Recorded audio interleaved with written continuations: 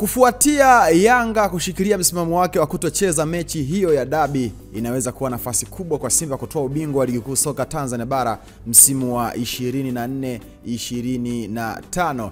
Yanga inabanwa na kanuni ya 31 ya ligi kuu soka Tanzania bara toleo la 2024 kifungu cha kwanza ibara ya 3 inayoelezea adhabu kwa timu itakayoshindwa kufika uwanjani itapokwa pointi 15. Lakini mgomo huo wa Yanga kuna hatari kwao kupoteza nafasi ya pili itakayowapa tiketi ya kushiriki ligi ya mabingwa Afrika msimu ujao endapo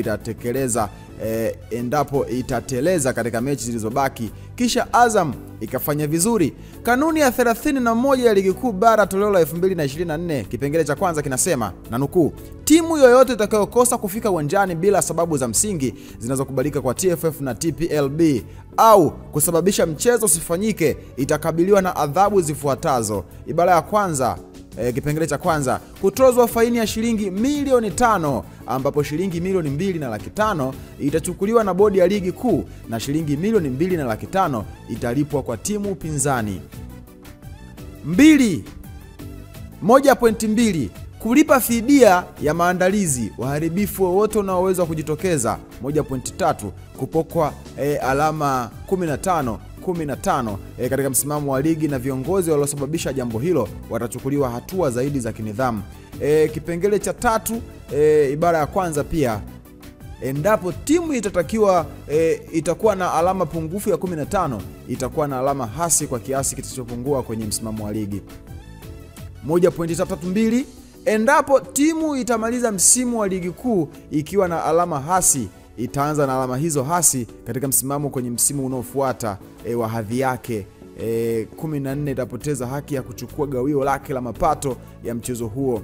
1.5 kiongozi yoyote atakayebainika kushiriki au alishawishi au alikuwa chanzo au sababu ya timu kutotokea uwanjani bila sababu za msingi atafungiwa kwa kipindi cha miezi 12, yani mwaka mzima. Kiongozi huyo atafungiwa kujihusisha na michezo.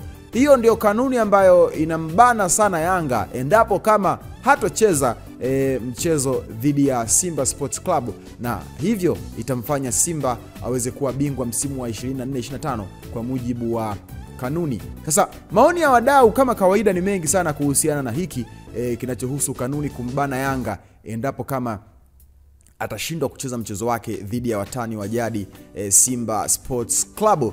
Mdau huyu anasema hatuchezi. Huyu mwingine anasema Simba hawakufika, walichukuliwa hatua gani? Anahoji hivyo. Huyu mwingine anasema simnasoma sasa, simnaona sasa Simba hawezi kuwa bingwa hadi Yanga asuse. Huyu anasema hivyo. Huyu mwingine anasema kama kuna malalamiko basi yasubiri, lakini kugomea mechi ni udhaifu wa viongozi wetu. Huyu mwingine anasema tunachukua pointi 3 na milioni 2.5. Huyu mwingine anasema atakuwa bingwa lakini hatocheza mashindano wala kwa miaka 3, maana Kisutu ndio mwelekeo. Sawa. Huyu mwingine anasema hiyo kanuni tarehe 8 ilikuwa wapi? Huyu mwingine anasema mimi Yanga, ila huo ni ameongea tusi kubwa kidogo hapa, lakini mambo hayaeleweki haya. Na Simba walivyokataa kucheza bingwa Yanga bingwa msimu wa 2025. Huyu anasema hivyo. Huyu mwingine anasema hilo tunalijua, sema lingine. Sawa. Huyu mwingine anasema mmeona sasa Simba hawezi kuwa bingwa mpaka Yanga asusie mechi. Hizo sio shida zetu, kama makombe tunao ya kutosha. Tunachotaka sisi ni msimamo na heshima ya klabu ibaki pale pale. Hawa tutaona hiyo jeuri yao, lazima wataleta tu timu. Simba hawakufika uwanjani, walikatwa hizo pointi au waandishi wanatumika vibaya?